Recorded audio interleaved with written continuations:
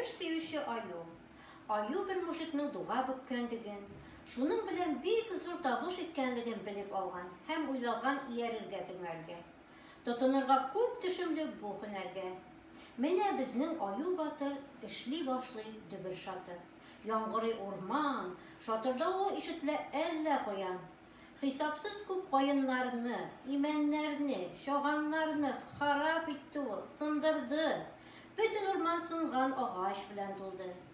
Ләкин эше һич бармады, бер дугада бөгәлмәде.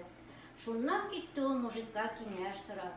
Күршекәем, эшем харап, әллә нинди агачларны сындыра алам, ләкин һаман дуга итеп бөгә алмыйм.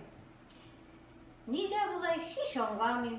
Сире нидә моның күрше? Әйтеп бирше. Зур осталык һәм сабырлык кирәк монда. Ә буларның берсе дә юк синдә, Хода.